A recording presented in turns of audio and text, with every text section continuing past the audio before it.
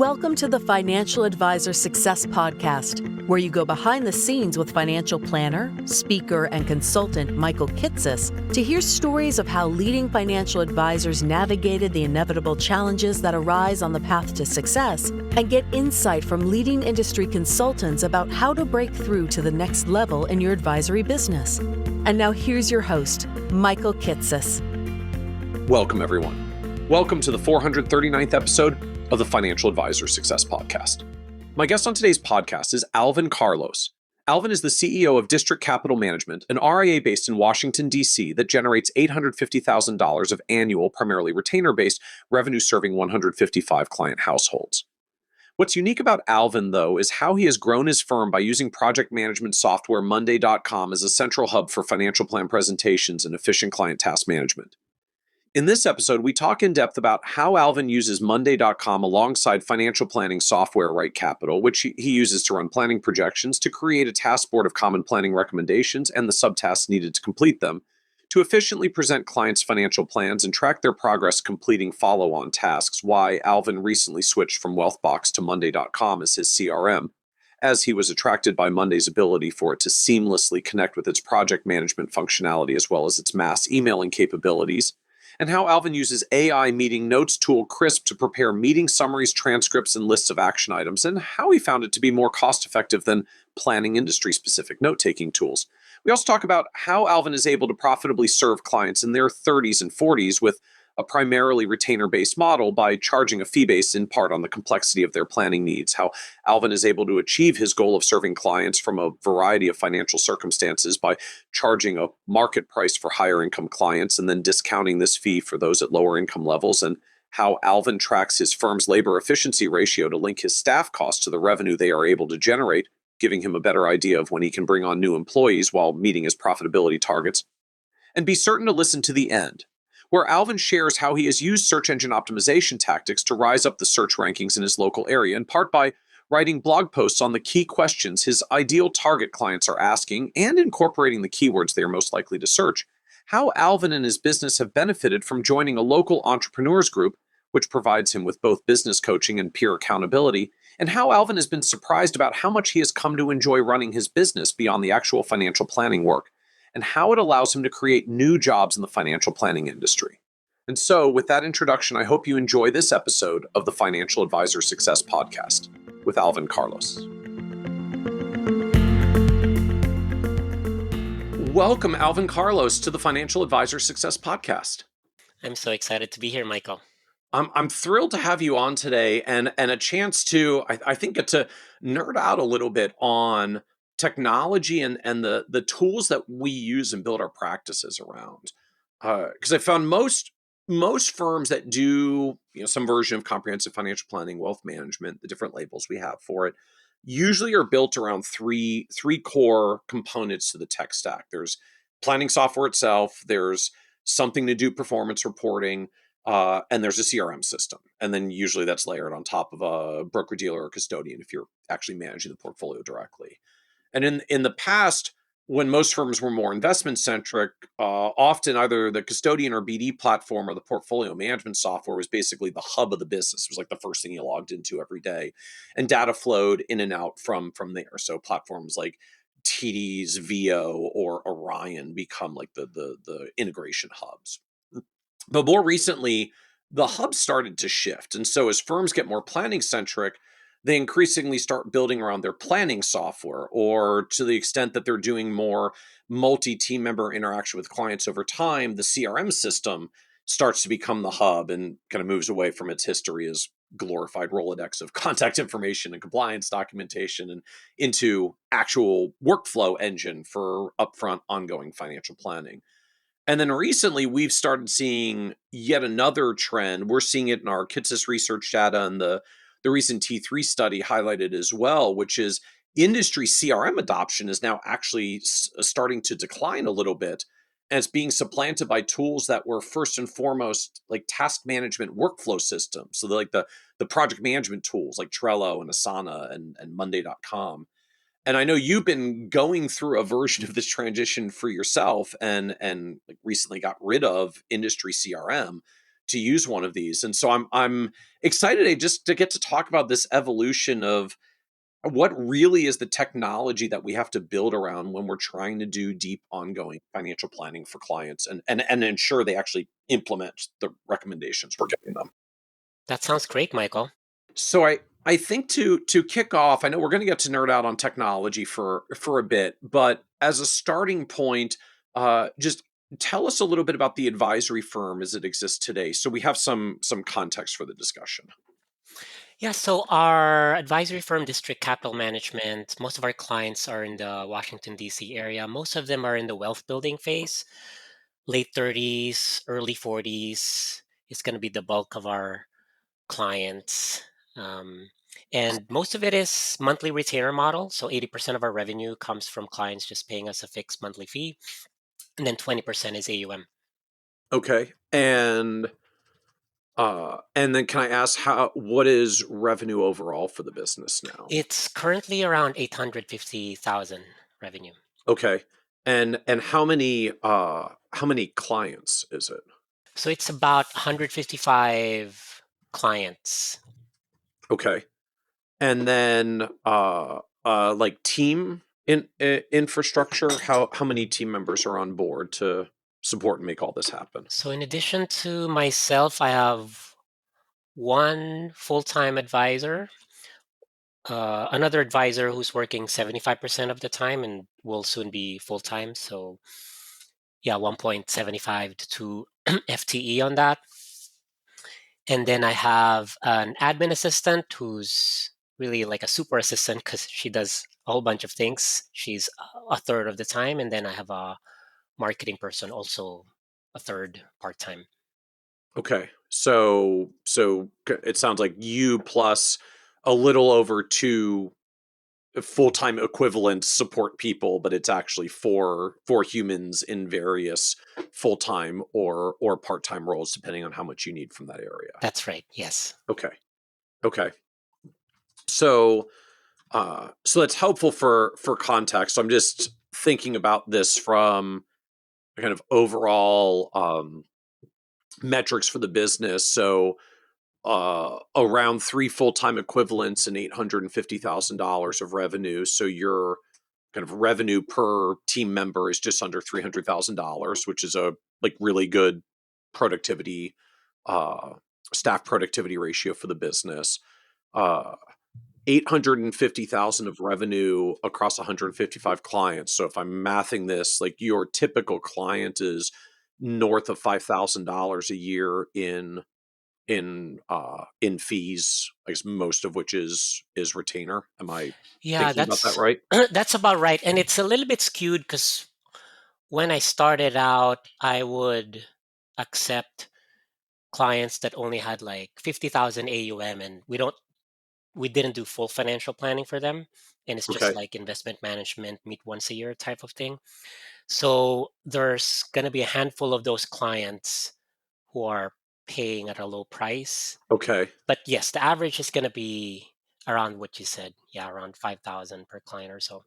So then how does the fee structure work, I guess on a forward-looking basis Yes. for clients that you take now, which sort of, puts aside the legacy that we all have from the early years? Mm-hmm. Yeah, so most clients, so we actually just introduced complexity-based pricing. And I attended Kitsy's Value Summit Okay. actually last couple of months ago, and I decided to do it. I've been thinking about it for a while. And so we actually have a pricing calculator, which I also stole from Brooklyn FI. They have a Okay. really cool pricing calculator online that you can use. So this is going to reflect our monthly retainer fees. So typically, an individual client will probably come in at 5,400 a year, so around 450 Okay. a month, Or probably, or 450 a month. 500. Yeah. Okay.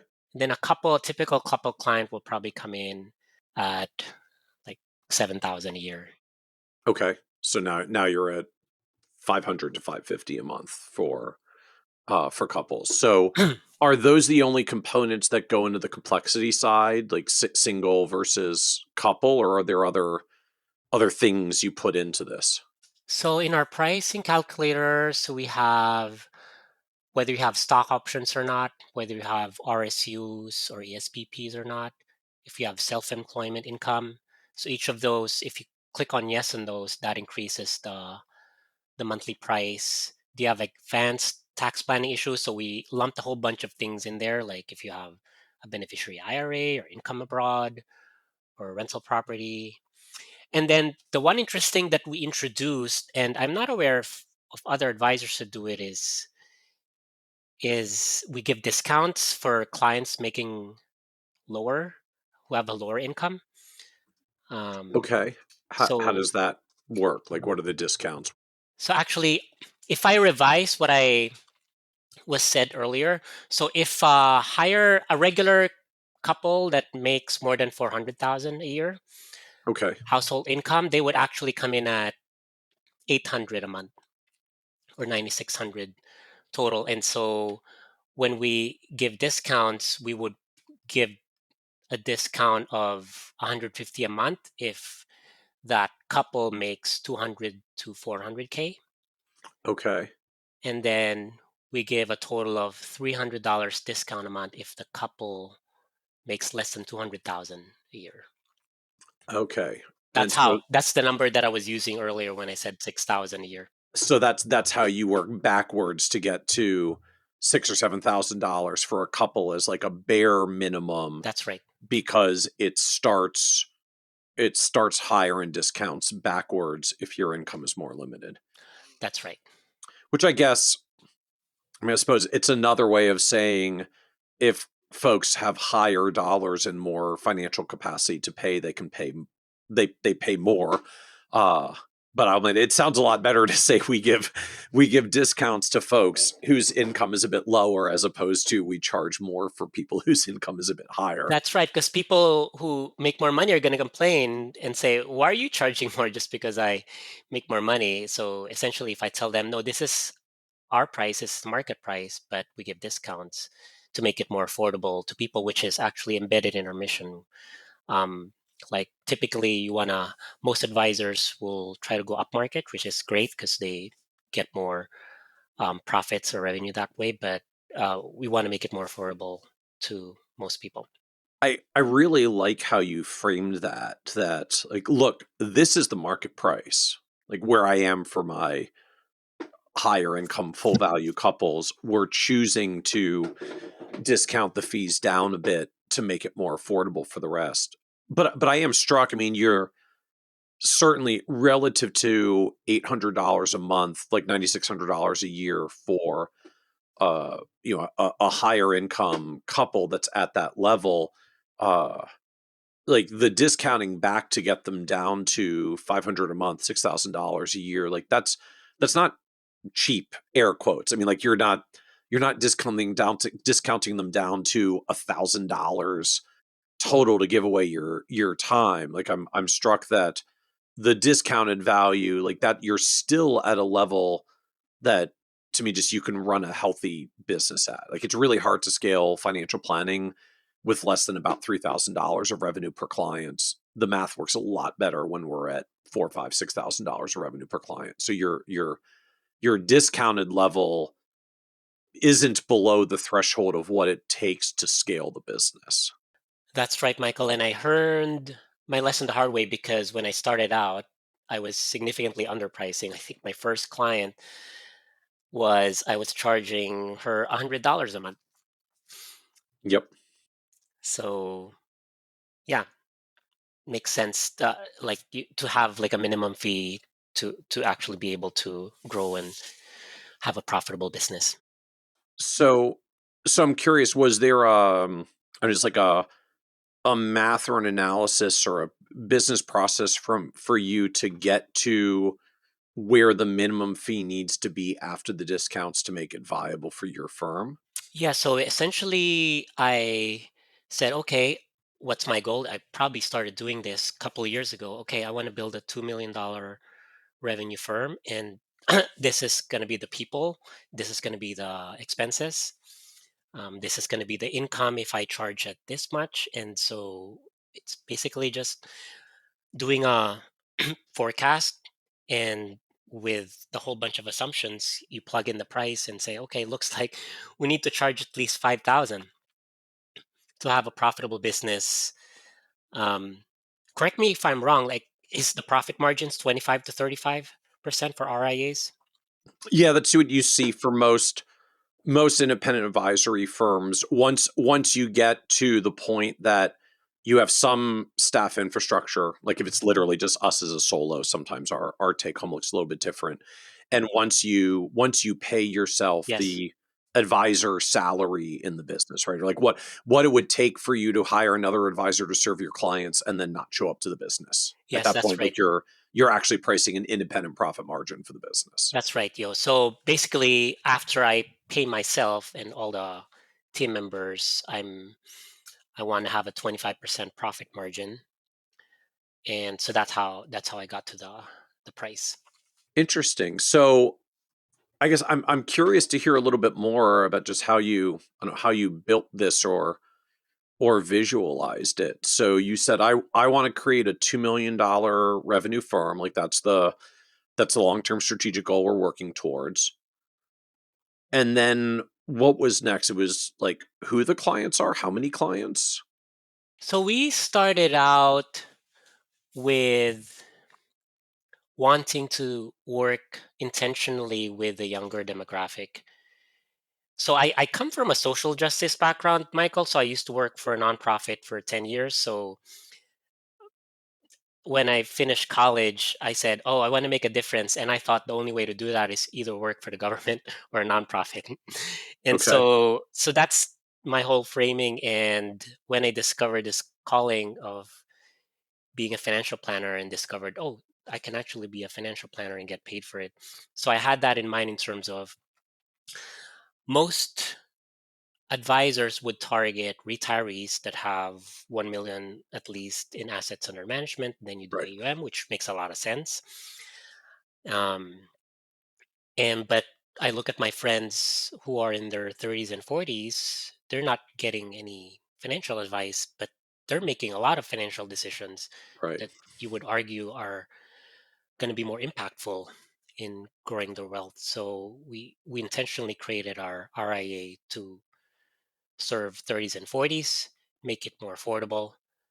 Um, and so later on, it was only after being a business owner for several years that I was like, I need to build a profitable business.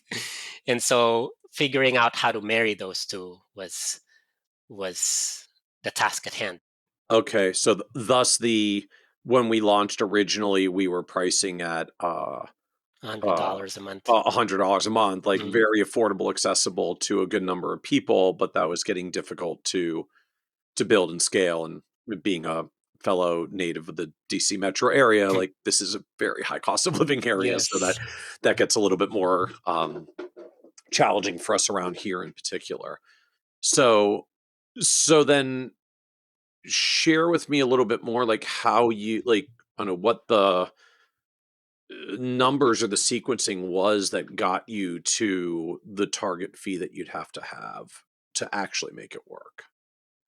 I mean, was there like a I want to serve a certain number of clients or I'm going to spend this many hours per client? Mm. Like how did you get to it? So I think I was thinking of if I was just doing financial planning, or let's say hire an advisor, which I did, I think back in, well, the current advisor that I have right now started with me in 2021. And so essentially, I was like, okay, assuming that's all you do, you're a financial advisor, what is a reasonable amount of clients that I can expect her to have Okay. total? And I also looked at, okay, um, most advisory firms meet with their clients twice a year. Mostly they're retirees, nothing really major changes that typically happen, but most our clientele is 30s and 40s. You change jobs, you get married, you buy a bigger house. There's a lot of things going on, and we say, okay, we need to meet th- 3 times a year. And so, and eventually, I came down to like basically doing the math in terms of like if My advisor has 80 clients, and we do a client surge. And I think it's reasonable for her to meet 8 clients a week over 10 weeks and then have a break, couple of weeks break. And so that's eventually I got to 80 clients, and then just, yeah, I just did the math from there on in terms of the expenses and all of that. Yeah, it still came down to, again, $500 a month of target. Okay. 5,000. Oh, $500 a month. Yes. Okay, 6,000 a year, which I get. I get it, right? If it's 80 clients, then you're going to be uh at least about just about $500,000 of revenue per advisor. Hmm. Realistically, you'll be a bit higher because not every client's going to be at the minimum. Some will be higher than that. So you may average six or $700,000 of revenue per advisor in practice, uh, which maths pretty well. I mean, if you look at most AUM firms working with retirees, they also have basically the same numbers. Like Mm. um, they're also right in the neighborhood of $700,000 of revenue per advisor. Mm. Right. So yes. So interesting, and so then I'm kind of inferring for the numbers that you want to get to overall. So the end state is 3 advisors.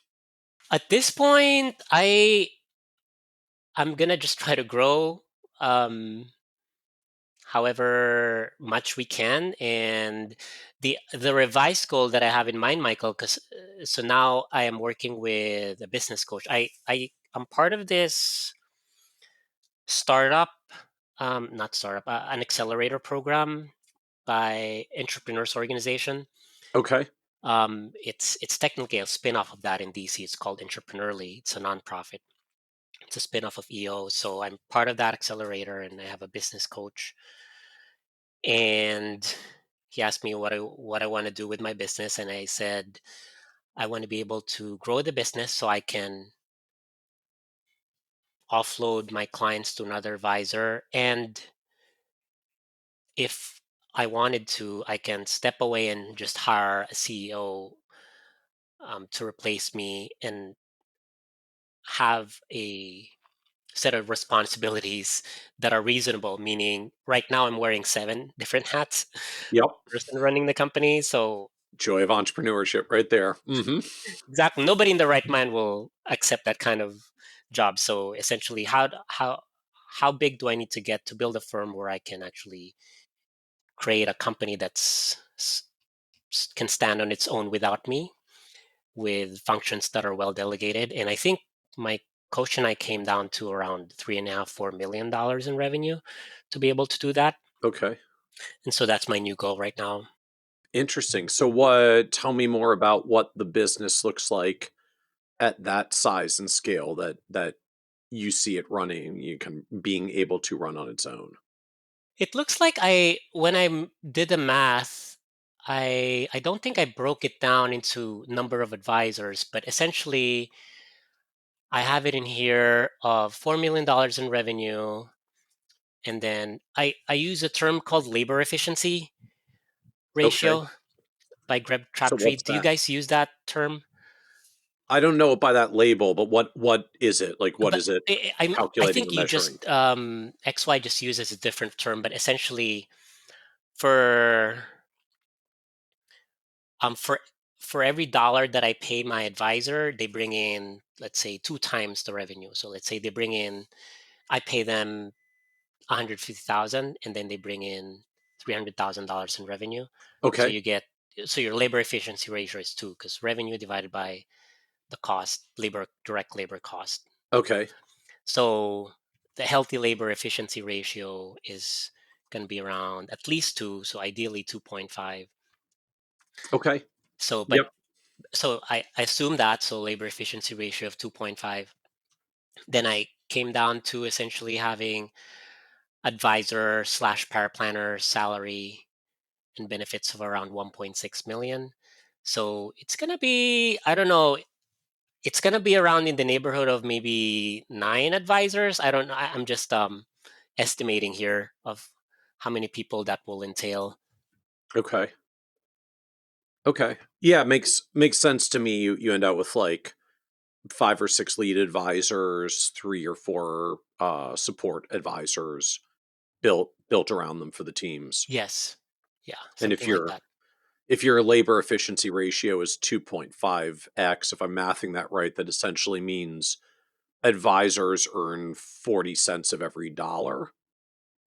'Cause 40 cents Yes. times 2.5 would be the dollar, which fits. Like, a lot of firms try to benchmark advisor compensation to 40% of revenue. Okay. Yeah. And then you've got 35% overhead and 25% profit margin. Yes. And so, but it sounds like you had a profitable vision as it was growing to 2 million of revenue. So what else do you envision hiring or doing in the firm that meant, like, no, it's got to get to 4 million to fulfill like the whole vision in Alvin's head of what he wants it to be? So that would just mean we continue to grow at hopefully the pace that we've been growing, and I think our revenue grew around 30% last year. Obviously, as you get bigger, the harder it is to sustain that growth. Denominator gets Yeah. tough after a while. I call it the tyranny of the denominator. At some point, that thing gets really big. It takes a lot of growth to move that needle. Yeah, and I think that's probably going to be the biggest challenge, because assuming we can sustain that, then all I need to do is I hire once my second advisor gets um, at capacity, I just hire a new advisor. Typically, we've been hiring half-time advisor first, 50%. Then once they have a certain number of clients, then they go full-time. The bigger we are, the easier it is to hire a full-time advisor. Right. Um, and so and so I envision that happening, and then at some point, I would also need to figure out at some point what's going to be the next non-advisor hire. So right now, my non-advisor staff is my admin person Right. doing point one third FTE, and my marketing person 1/3 FTE. So what's going to be the next hire? Because you would need people to support people. Right. So that's what I need to figure out, is what's going to be the next hire. What do you think is going to be the next hire? I mean, what we see for advisory firms, it's typically the first full hire is simply full-time admin, sort Hmm. of admin ops, client service support to Mm. keep all the advisors really productive. Hmm. Depending on how much administrative task work there is to be done, sometimes you end up with two client service administrators. Uh, then by the time you got 2 CSAs and 3 or 4 advisors, and you're at 6+ people total, usually it's some kind of operations manager comes next. Because now it's just like the amount of tech, IT, payroll, and benefits is a little bit more complex. Like, the bookkeeping, finance stuff is a little more complex. There's a bit more to do on billing because we've just got a lot of clients to bill and manage. That a more centralized role around operations, tech, HR, benefits, payroll, systems, process, like someone that actually focuses on building process for the business, if that's not our natural gift as founder. That's usually the one that shows up next. That's somewhere in the like 5 to 9 team members as a non-revenue producing role to leverage all the revenue producing folks more effectively. Yes, that makes sense to me. And the way I've managed to make it work, because we have to be lean, right? Because we're not making as much as an AUM firm. We have to be lean. The way I envision that is, instead of hiring a full-time client service associate, I actually just hired a paraplanning firm, Trellis, and essentially it's a paraplanning firm, and he Okay. supports a couple of advisors, either creating a plan or whatever it is that the firm needs. So it's essentially like a Yep. outsourced CSA, is my understanding. Yep.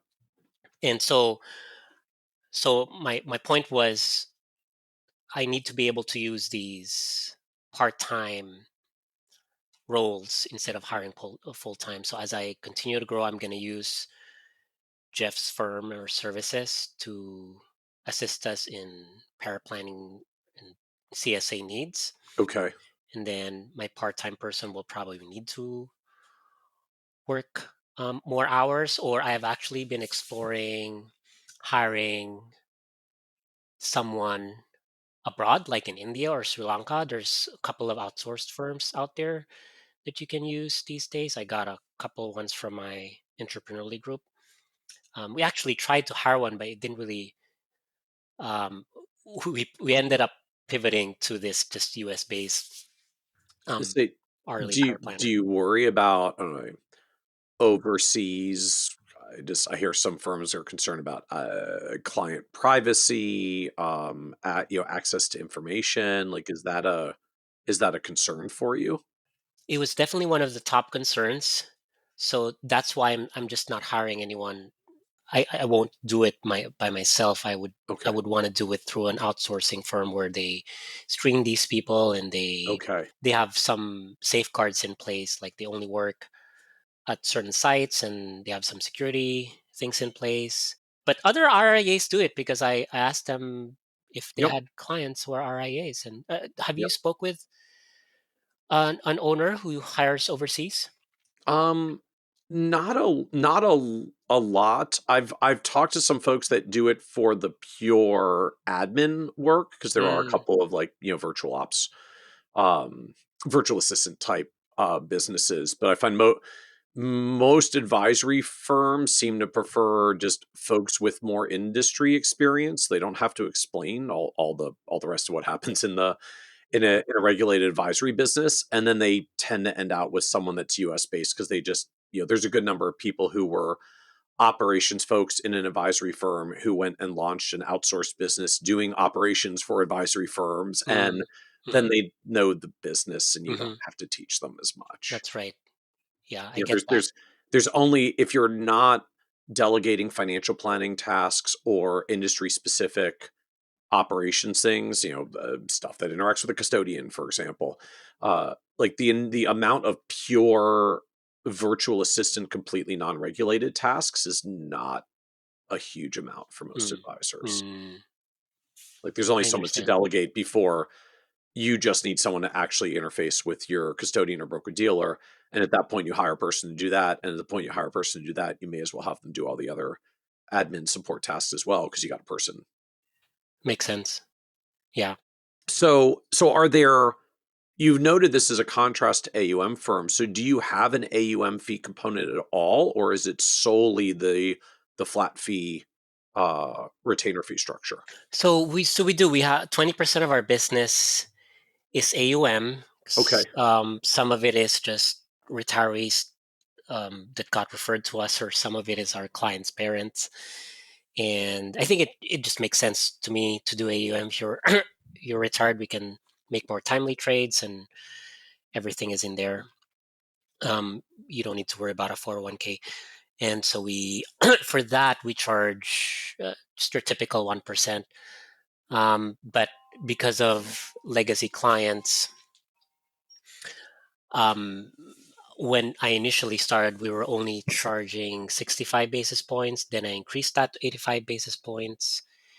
And so I'm still in the process of migrating everyone to the new 1% fee. So right now, I think Okay. we're just averaging 80 basis points in fees for the 23 million assets that we Okay. manage. Okay. So I guess I'm kind of fascinated by that evolution. So you started with a more discounted AUM fee, but even as the planning fees have come up, the AUM fees have also come up. Right. And that's as I was discovering what it takes to run a sustainable business. That's how I decided to do that. And most firms charge about 1%. And actually, some firms even charge higher than that. I've seen RIAs charge 1.75%. Um, so I thought 1% was a pretty reasonable fee. And that's probably what the average is these days, would you say? Yeah, our data shows that continues to be the median. I mean, it has been for basically 20 years, 1% on a million, and it has not moved. Notwithstanding all the discussion about fee compression, That's like, right, it with the robo actually has not advisors. moved. Yes. Not at all. Okay. Uh Interesting. So now help us understand what the service model looks like. Like, what do you do for young clients that you're charging at least $6,000 a year for couples? What's the service model? It's a comprehensive financial planning service model where we talk to them and ask them about their goals, their situation, and most of them will say, I want to maximize my money. I have a 3-year-old child. I want to save for their college education. And at some point, we want to move to a bigger house. That's typically the conversation. And we prepare a comprehensive financial plan. So we use RightCapital and Monday.com, which I know we're going to get into. And so Monday.com, the way we built a whole template there. And essentially, we create a financial plan for them. It's going to contain 30 plus, 40 plus recommendations in that Monday board. And that's going to contain everything from open a high yield savings account and keep your 5 months emergency fund there, to switch from pre-tax to a Roth 401k because you're at the 24% tax bracket, which we think it's going to be lower compared to when you retire. Contribute to a traditional IRA and exercise your option to convert to a Roth. So all of those tasks, like prepare a will, all of those is going to be in Monday.com, and we actually go sometimes further than the traditional if we think there's value. So for example, identity theft is something that I'm very concerned about. So we have a section in their Monday board on how to prevent identity theft. And so we create the plan that's going to be in conjunction with the RightCapital projections. And we present the plan, and essentially we meet with the client over Zoom. It's all remote now, Michael, since COVID. We were like 50-50 remote before COVID, and then we just went 100% remote after that. So we meet 3 times a year with a client, usually winter, spring, fall, and then they can email me or my 2 advisors anytime with questions. So help me understand further.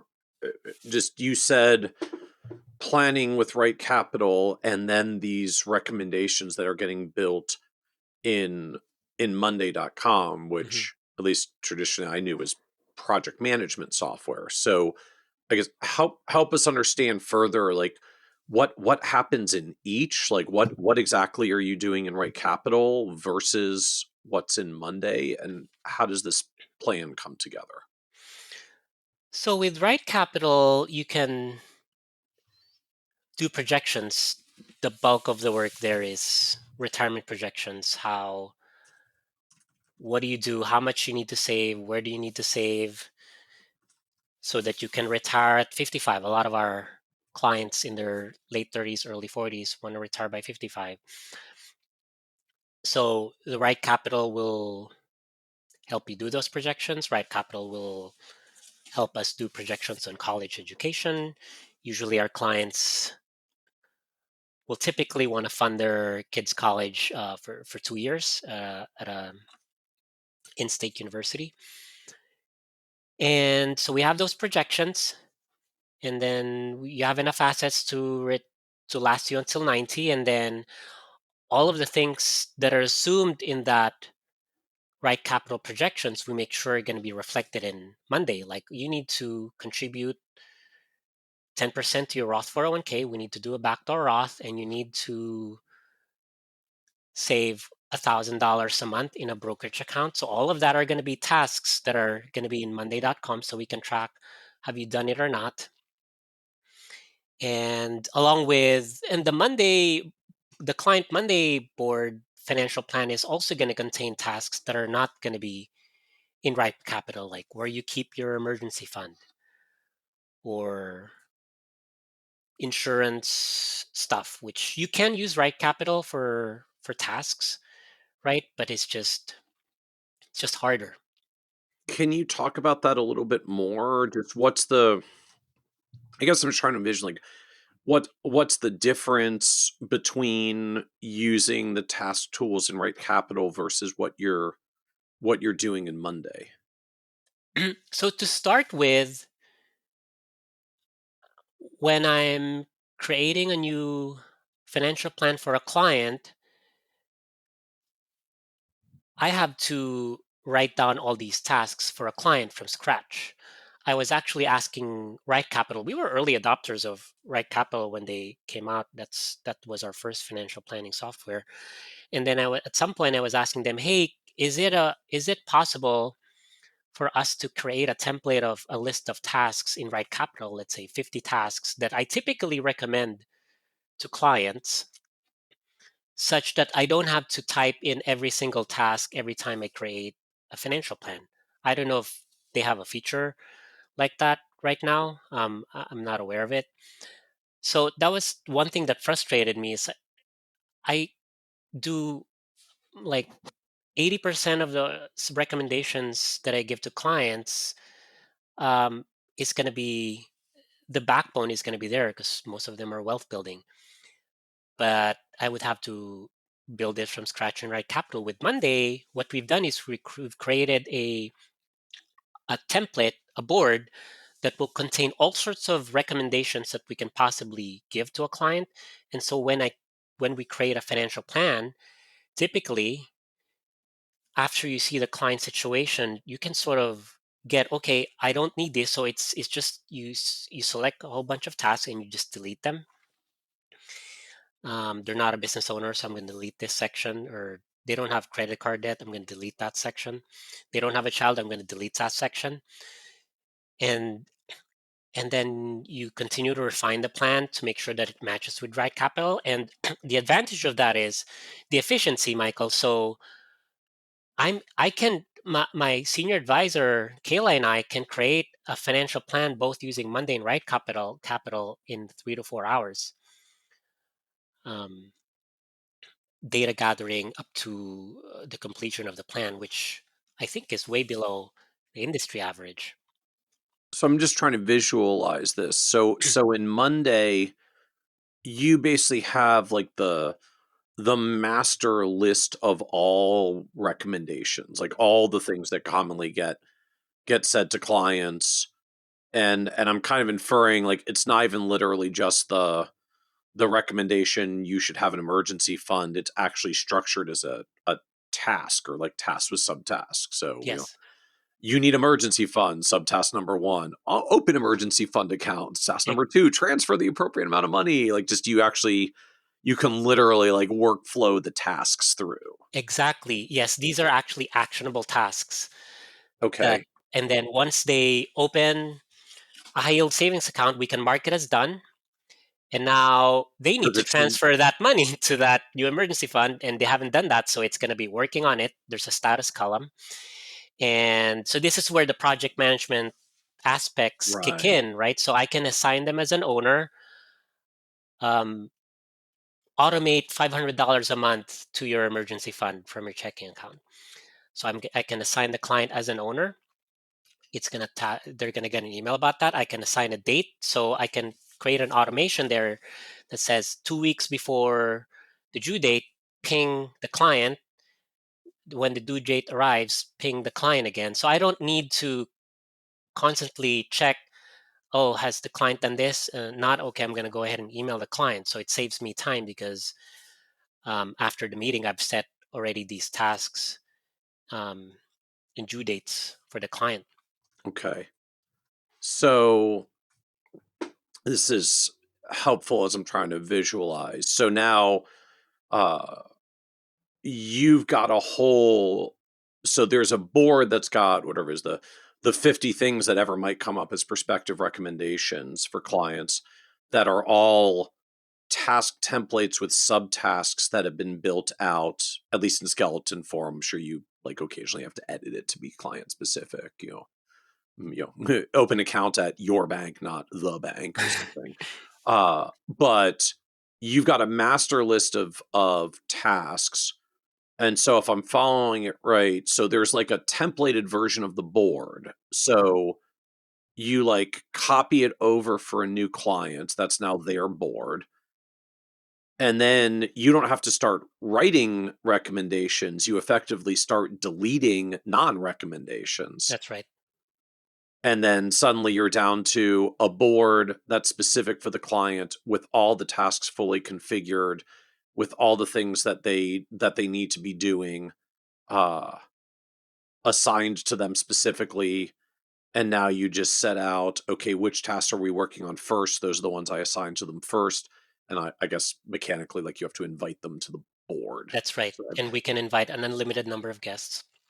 And so in Monday, then you like, if you have 100+ clients, you essentially end up with 100+ different boards. Like each client has their own board, and you invite them to that board, and each one's just shared with their own individual. That's right. Okay. Yes. So I get it from the management end. I guess I'm taking one step back to the planning. I just like the planning process and delivery. So you gather data, you come back and present a plan and recommendations to clients. So what actually gets delivered or presented in the meeting itself?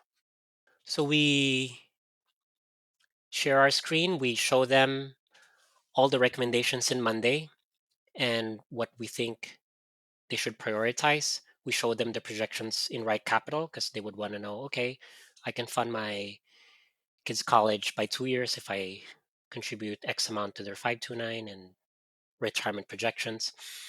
And then typically, if there's time, we just dive in and do a working meeting. And that happens a lot during the 3 times a year meetings where, okay, let's, in the plan, we recommend you increase your 401k from 5 to 10%. Let's do it now. So they log in and they share their screen. And so, yeah, it's basically a presentation of the highlights of their financial plan as seen in Monday.com and a little bit in RightCapital during the plan presentation. So you don't print or a PDF in today's world. Like you don't create a financial planning like software output. If we need to look at projections, we literally open them on RightCapital.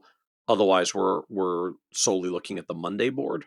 So we actually also just PDF the RightCapital report Okay. and we send it to them. So some people like having that fancy stuff with Yep. all the graphs and tables and What I was charts. wondering, like, just do you get clients that still want to see that stuff? So you do. Yeah. So we still deliver that right before the meeting or after. We can export the Monday board, but it's not going to be pretty because it's just going to be in an Excel file. Okay. But they can do an export on that. We do export it and save it in our drive just in case Monday's system collapses. At least we have some sort of data on that. And so then I'm presuming like the Monday board effectively becomes the center of the planning relationship now, because it's just literally where all the recommendations and tasks are that you're working on. That's correct. That's going to be their go-to place to log in. The tech-savvy ones are going to be there actually logging in and marking things as done. That's going to be a smaller percentage of our clients, but they can actually send us a question as well. We can communicate through Monday. So let's say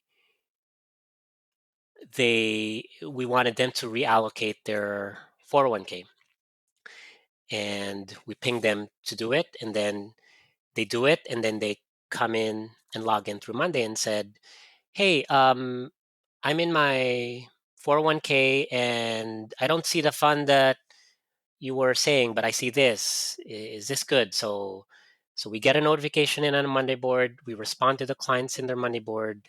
Then at some point we hit done. So the advantage of that is in the email, like when you're searching for it, you don't know. It's kind of hard to search, but here you have a whole list of conversations on that specific task. Like emergency fund or 529 on that specific task, you can just trace the conversation there. Oh, because it's a threaded task Yes. conversation at that point. Yes, on that specific task, you can converse with each other there. So and that brings so many questions to me. So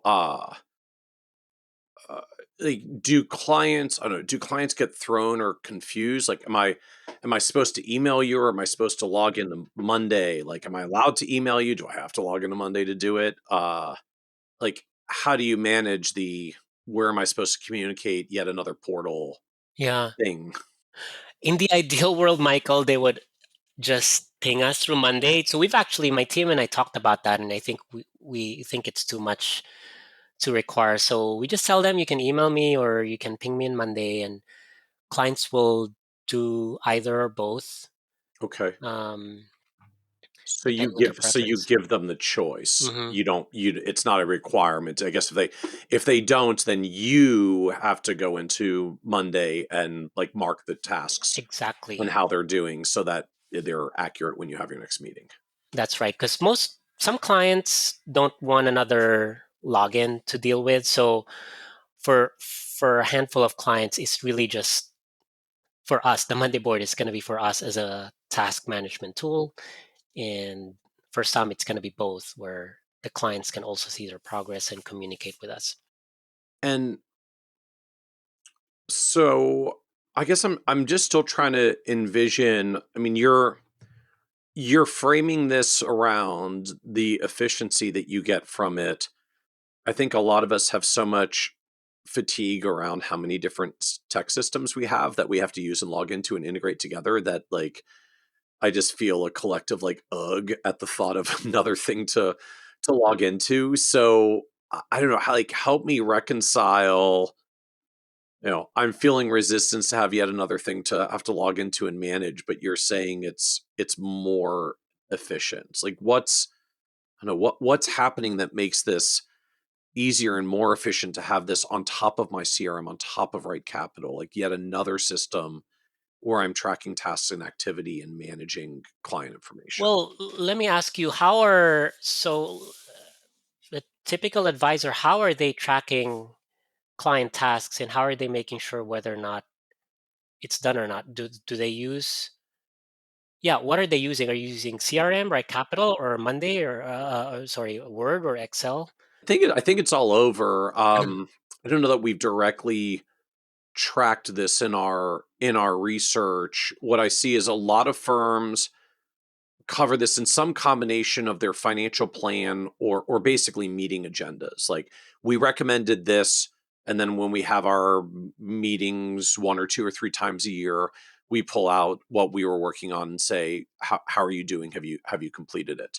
I think, strictly speaking, tracking wise, that might live in a Word doc, that might live in something like eMoney, Right Capital tasks, to the extent that you're using some of those modules, and some probably capture it in a CRM. I mean, if we're going to remember what we recommended and actually track progress on it's got to get lived and recorded somewhere. But I think to your point or highlight here, I don't think it's tracked terribly well, because if we use a task system, historically we do that in CRM, but that's usually not something where like clients would have a login to share. And the planning tools have built some of these, I think, because advisors have been using third-party tools, so they want to capture the business. But I get it. Like, I think the truth is the depth of how much you're tracking and managing like each client's tasks at the task level probably is just deeper than where most firms go today. Hmm. I think we still have a tendency of like, I recommended that you do the things. Did you do the things? That's right. Yeah, and like simple things like freeze your credit with the 3 bureaus to protect yourself from identity theft.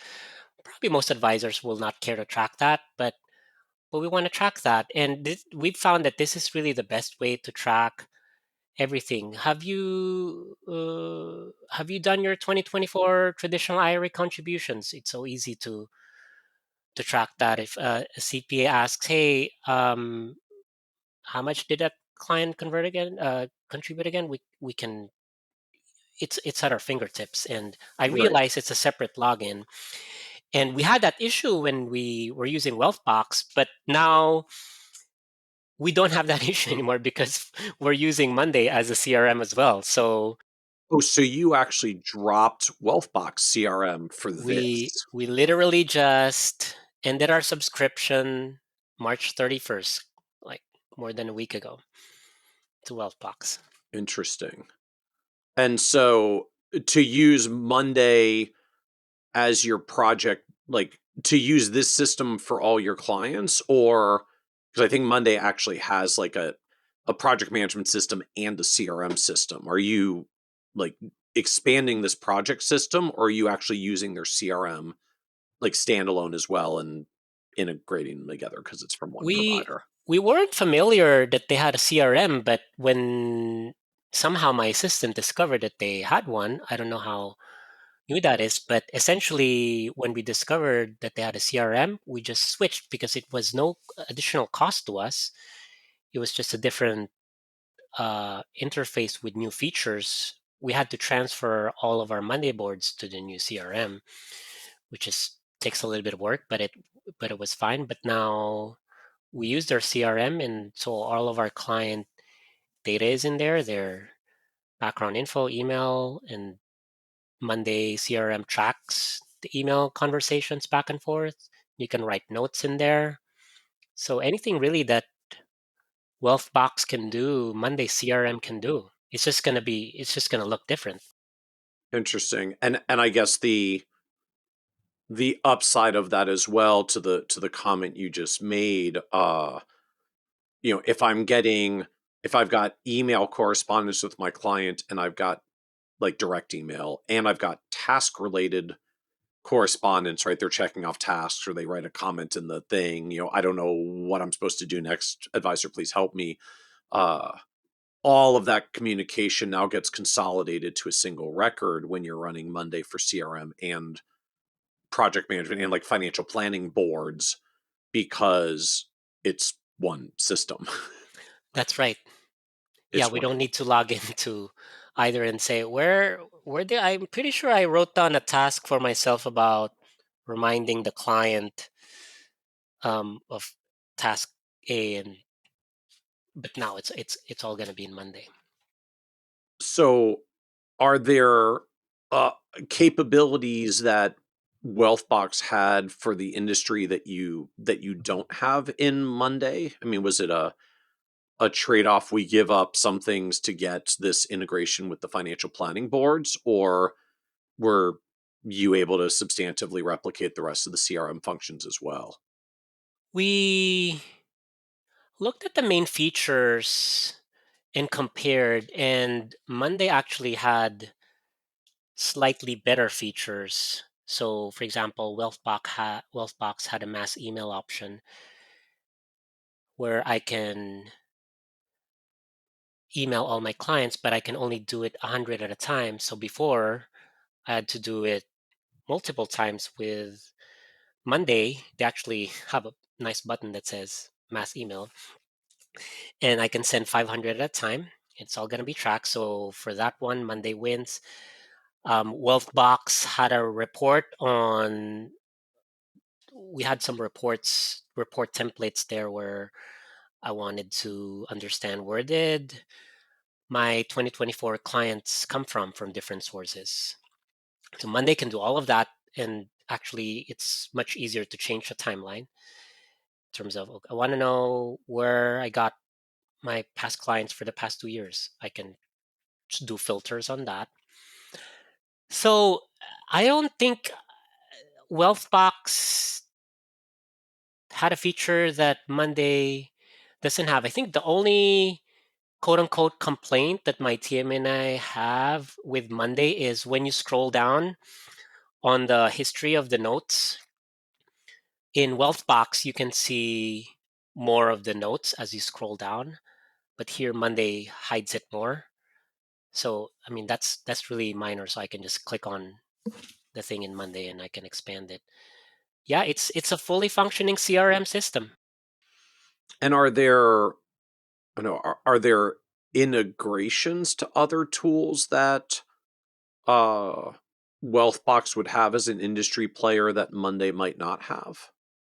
Or do you not really There's a leverage much lot in the way of of integrations? there's a lot of integration that we have actually even yet to explore in Monday. So we used to have Zapier integrate with Wellbox on automations, like when Okay. a prospect schedules their client contact is created with Wellbox. So we could also use Zapier, but they have their own version of Zapier called Make in Monday, which integrates well. So we have that. I believe we can actually. This is one of our to-do lists is to explore the integrations. I think we can integrate Zoom, like we use AI note takers these days. I know What's it's a thing. what's your AI note taker of choice? So we research a whole bunch of note takers. I know in the financial planning industry, there's Jump and what were the other two, Michael? Oh, Jump, Zox, Zeppelin, FinMate are probably the 3 or 4 that we see most Yes. often that are So industry specific. we looked at a couple of those, and I think they charge like $100 a month.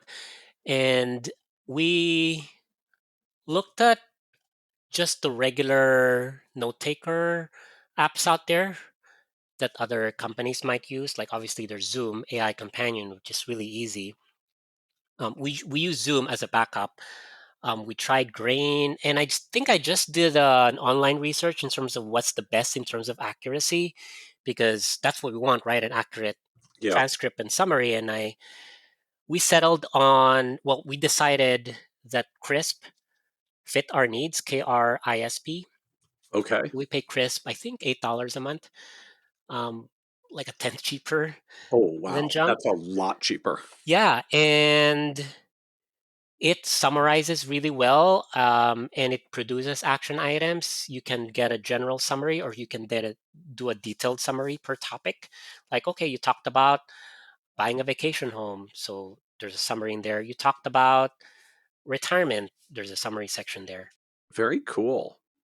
Very cool. So we're and so I guess on the integrations and sort of my key takeaway is a lot of what we do with our systems at the end of the day, like we can patch them together with Zapier in the first place. And so if we can zap it into Wealthbox, we can zap it into Monday CRM or anything else. That's correct. Yes, and they they have a whole bunch of. When I go to their integrator section, there's a whole bunch of vendors there that we haven't even explored. So there's a lot of capabilities that Monday can do in automations that we have yet to scratch the surface. Okay. That's interesting. And just the, I don't know, the industry specific, just a lot of advisors look to integrate, um, planning software, portfolio management software, custodial integrations to varying levels. Like, does that come up for you? Is that not even really a concern? Like, how do you think about the industry specific integrations? How do they typically use those integrations, like custodian to wealth box, for example? Making sure that contact information is consistent across systems is usually the biggest. Oh, we haven't explored that. I'm gonna write that down.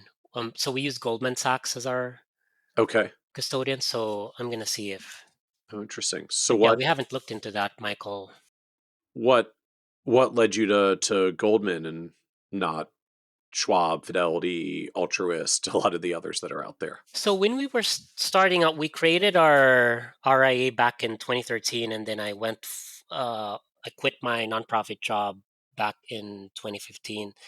So when we created the RIA, we obviously had zero assets, and I think back then most of the custodians had like a $10 million minimum. And then when was XY created? Launched in 2014, but didn't start a custodial relationship until I think 2017 to get advisors into TD with no minimums was the deal at the time. Okay.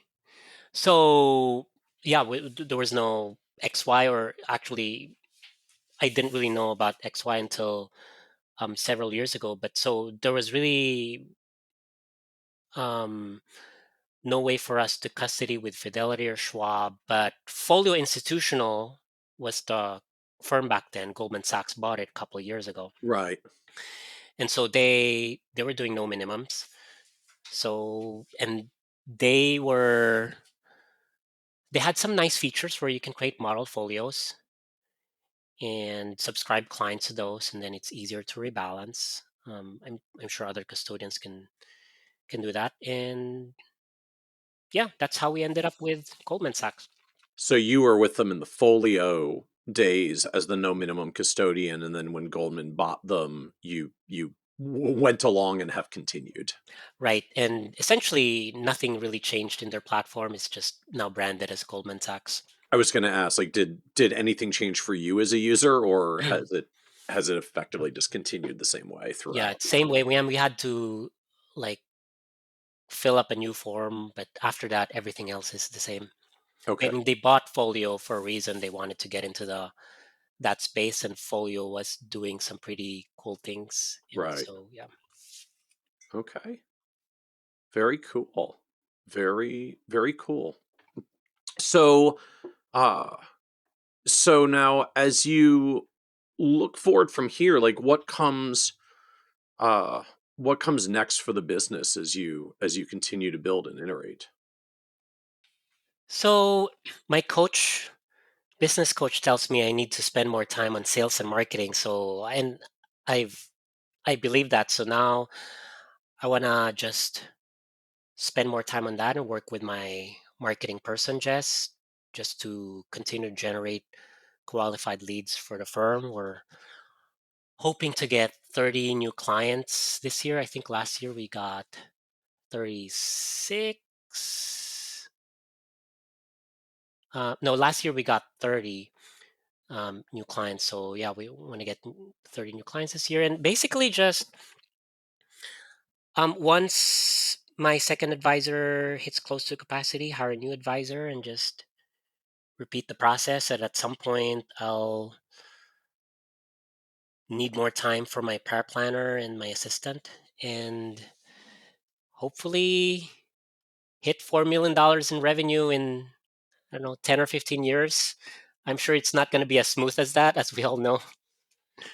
So where does all the growth come from then? Like it's a very healthy client flow if you're picking up, two or three clients a month ongoing. So where does new business come from for you? So we also track that. So 40% of our business comes from referrals, and then 30% comes from Google search, and then the rest comes from a miscellaneous things of like personal contacts, NAPFA, XY, CFP website, Washingtonian. So the Google search is the one that we've built. This is our SEO thing that we built for, I think, 4 years now, where essentially if you Google financial advisor DC, so what are we here? Washingtonian comes up first, and then I think we usually are the third or the fourth. If you Wow. Google financial advisor Maryland, we are smart asset is first. And then, yeah, we're like number 4 or 5. So we're going to be in the top, usually top 5. If you Okay. Google Well, and that. if you're when things like smart asset come up first, I mean, I get if you want to search for multiple advisors, you can do that. But like if you're looking for an actual individual advisory firm, then it sounds like you're even higher on that list. Yes. Yeah. So we've worked hard to do our um, So SEO. Yeah. For financial advisor Virginia, we're number 3 here. so being DC metro area, for those who aren't local, we often call it the DMV area because it's Mhm. kind of DC, Maryland, Virginia, overlapping some rivers. So Alvin, sounds like you've optimized around all three? All three, and then we also have certain keywords that we've been targeting over the past 3 years in terms of what our clients who are in their prospective clients in their 30s and 40s, what are they Googling? Are they Googling backdoor rot? So we try to rank for that. Or Amazon is here, so maybe they might be Googling Amazon RSUs. That's actually one of my to-do list is do a blog and a YouTube video around that. And so we've tried to think about what are our prospective clients, what are the keywords that are Googling, and then we write a blog around that and try to rank page one. Some of our keywords rank page one, many don't. And so we just try to constantly find ways on how we can rank better. A lot of factors go into the ranking. So it's the number of keywords. There's a thing called domain authority, which is how authoritative your website is. You need to have a lot of backlinks from reputable sources that goes to your website. So I'm going to confess with you, Michael. So my main motivation for being a guest here is for the backlink. Yes, I was going to say you will.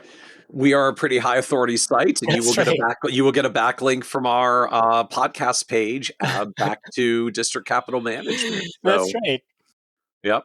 So very legit. We when we were building in the early years of our Kitses.com platform, we did a number of like guest content, shared content, syndicated content arrangements specifically to help build our SEO domain authority in the early years, right? Just trying to get link backs so Google knows we exist and thinks of us as legitimate. That's right.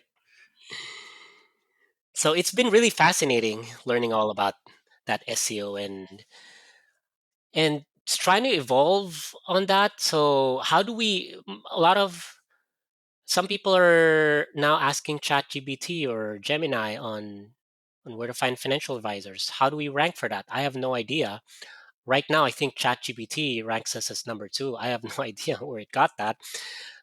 So we need to decipher how to rank in these AI platforms.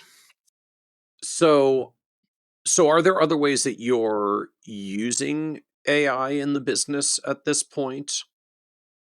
Beyond like trying to figure out how to search optimize for it and AI note taking tools. Well, and having it analyze your sales transcripts to find to find optimal strategies. we we write a blog every 2 weeks in terms of the keywords that we want to target, and we used to write it from scratch. So, and we've learned this from from one of my contacts in my business coaching group. His business is SEO. So he said they use ChatGPT to create a blog. Just tell it what to write, and then if you publish that just right off ChatGPT, it's not going to do very well because Google will. The interesting thing there is Google is actually more concerned about plagiarism. Um, so what we've done is we use a vendor called Copyscape. So we put the blog that ChatGPT drafted, put it in Copyscape, and Copyscape will tell us, okay, these sections look like plagiarized. And so we go in there and use our own words to change those until it's like 0% plagiarized. And then we have Because you run the risk that ChatGPT's generative isn't just generating text, it's literally reproducing something that it read somewhere exactly, else that you wouldn't know, but you are responsible for if you hit the publish button. exactly, yes. And then it's also not going to do well in terms of search wise if it was just copied from somewhere. So, and then after we use Copyscape and then we have a human read it, an advisor. So it's going to be me, Kayla, or Amy who reads it and say, okay, this makes sense. Usually we want to triple check the numbers because ChatGPT is not very good with numbers. Right. And then, so yeah, that's another way that we use AI. And as you write these posts, I guess I'm just trying to envision like how much do you prompt the engine around what it creates? I mean, are you trying to tell it to write what to write about and what the answer should be? Like we want to talk about Roth IRAs and we want to highlight backdoor Roths specifically, and you cue it up that way, or do you give it just more generalized, like, hey, we have a lot of Amazon employees in the area who have RSUs. Please write an article that would be relevant for people with RSUs. Sometimes we have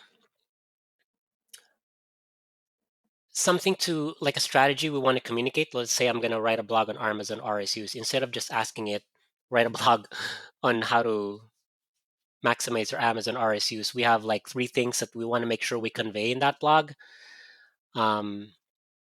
Like three ways you can deal with RSUs, like sell, keep, or sell and reinvest. So we usually have some type of outline that we want to communicate, and so Okay.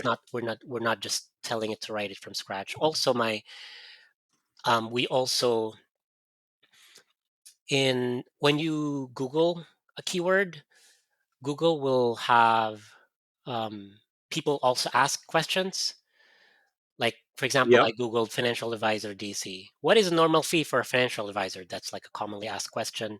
Is it Yep. worth paying for a financial advisor? So those questions, we also have like a Q&A at the end of the blog answering those questions, because we know that that's a popular question that people ask. Oh, that's really cool. Yeah, So like you'll literally just Google the thing you're going to write about before you write about it to see what people also ask, exactly. and then make sure the article covers those questions in the article. Exactly. Yes, we've learned all of these tips and tricks over time. I like that one. That's a cool trick. So as you reflect on this growth journey so far, what surprised you the most about building the advisory business? So I came in to this business really hungry to deliver sound and solid advice to clients. And I still like that. What surprised me is how I've come to really like marketing, sales and marketing, Mm, which, coming into the business, I thought marketing was just BS and it's just a way to spin things and it's a waste of time and all of that. But I've come to value and appreciate how marketing can be both an art and a science. Like, you can do, every advisor will have their own marketing, right? And a lot of things can work depending on who you are and what's your style. So I've come to really love that part. Which I wasn't expecting. Um, Again, I mentioned earlier, I have I have no desire to ever be a small business owner. Um, when I was growing up, and now I love being a small business owner because I basically can build and shape it the way I think it should, and I'm having fun. And um, I I really appreciated, and I was also surprised that I really I think it's pretty cool when I've created a new job. There was no job before, and now there's a job for a financial advisor. um, and so that was pretty cool. And also, to be honest, how far I've come. I know I'm still pretty small, but I think when I was starting out, I was like, oh, I think I would be happy with 150,000 in revenue, because that was like twice my salary back in my nonprofit days. right. So it's just pretty nice how you just improve things step by step, and it's almost like when you're hiking, right? You look at a mountain and it's like, there's no way I can climb that, but if you just take one step at a time, and you're at the top after 4 hours. So what was the low point in this journey for you? It was kind of lonely in the beginning, as other solo advisors can probably relate. Yeah. Um, there was no XY when I started, and I didn't really hear about XY. Um, I didn't have any team members, so that was tough. And also, I made a lot of mistakes. Like I mentioned to you, I was significantly underpricing before, And something that I still struggle still now is comparison. So whenever I go to a conference, I'm like, okay, I'm going to meet all these advisors that have like much bigger businesses than I do. How do I guard myself against comparing myself with others? Mm. Because I mean, it's true what they say: comparison is the thief of joy. Um, and it's like that. Your favorite book, Gap in the Gain, Yep. Michael, right? So it was really interesting how even successful business owners running $10 million businesses, they're comparing themselves with $40 million businesses, and they think Yep. they haven't gotten that far. So, There's always a bigger fish. mhm, Doesn't matter where you are in the spectrum. There's always a bigger fish. yeah. So trying to um, deal with that and say it's not about me. It's how I can use my talents to help other people, and people will do it in different ways. So what did you do to manage the loneliness early on? Um, I did a co-working space. Okay. It's like a WeWork. It wasn't WeWork, but there was a lot of WeWork like Yeah, yeah. There places were here in DC. lot of clones of WeWork That's in right. the 2010s. At Yep. some point when I was doing some research, there was like 12 of them just in the Metro DC area. So that was nice. Like I can come in like 2 to 3 times a week and be around people. So that was helpful. Interesting. Okay. Uh so what else do you know now you wish you could like go back and tell you a decade ago as you were getting started? I would join a mastermind group, um, and my my business coach told me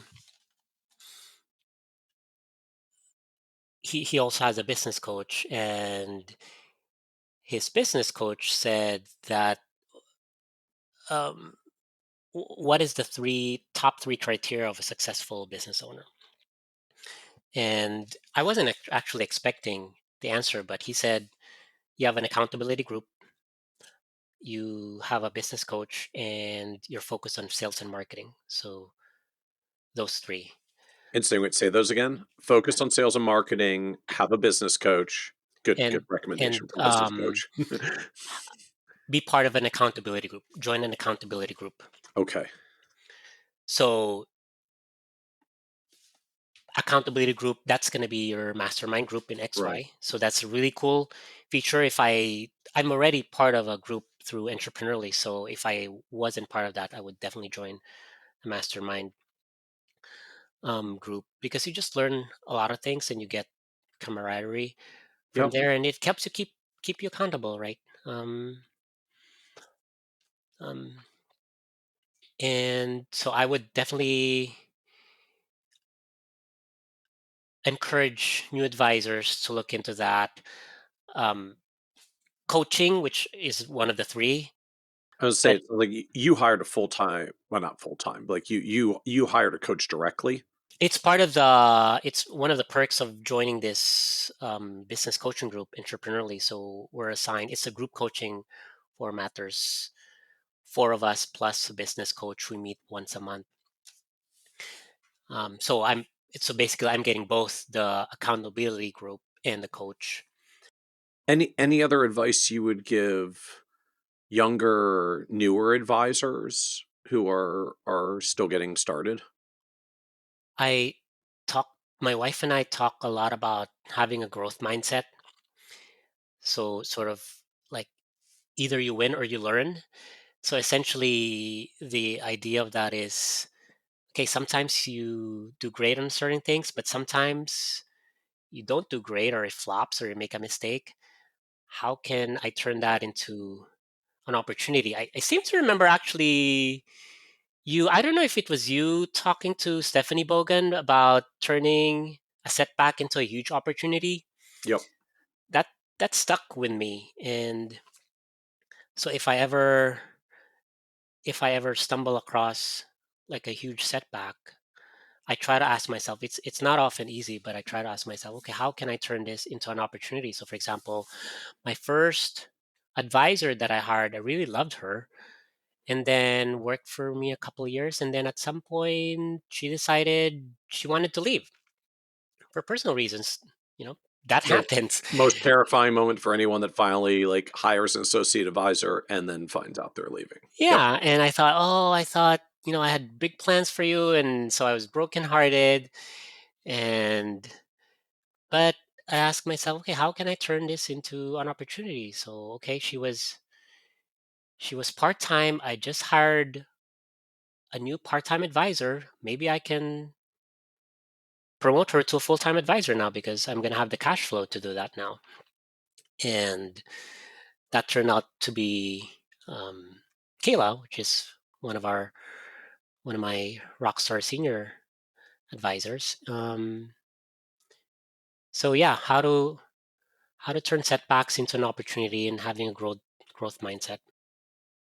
Yeah, the way I had heard it framed to me was what would have to happen that when you look back years from now, it turned out this was the turning point for the next stage. That's right. Yes. Right. And just, how do one of those challenging moments turn into, oh yeah, it was all different after that?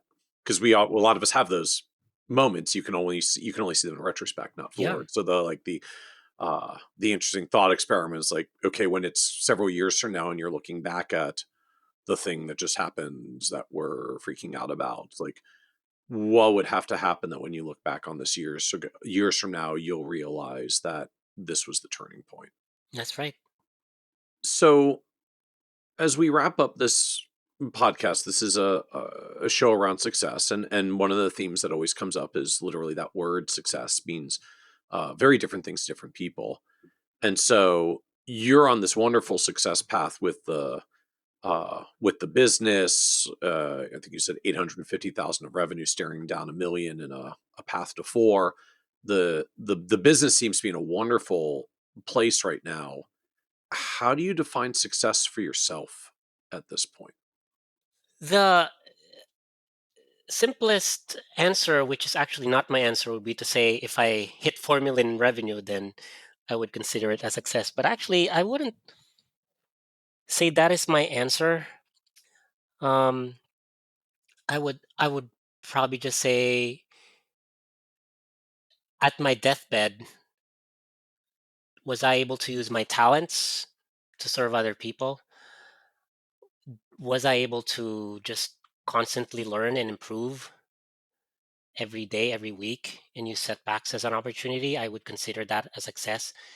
Was I able to build great relationships along the way? I think it would be kind of empty if I built like a $4 million revenue and just treated people as transactionally. That would not be success. Building great relationships. I used to love gardening, Michael, and so with gardening, I'm planting things, I'm trimming the shrubs, and sometimes it grows. Sometimes, like, the plant dies, or some some animal ate the plant, and but I'm not stressed. Like, you're not stressed when you're gardening, you're just giving it your all and you're having fun. And I'm not linking my identity to the firm, which I think is a big deal, right? So a lot of our heart and soul is poured into the advisory business. And when it comes for us to step out, like, who am I without my firm, and if I'm not a financial planner? And so just being able to think about who I am, I'm giving this my all, but not really linking my full identity with the firm. Very cool. Very cool. Well, thank you so much, Alvin, for joining us on the Financial Advisor Success Podcast. Thank you so much, Michael. It was really fun. Thank you. Want even more ideas, tools, and resources on how to break through to the next level of success as a financial advisor? Check out the leading financial planning industry blog, Nerd's Eye View, at www.kitsis.com, where Michael covers the latest practice management trends and financial planning strategies. And by joining the members section, you can earn IMCA and CFP continuing education credits, along with exclusive member content. Get it all now at www.kitsis.com.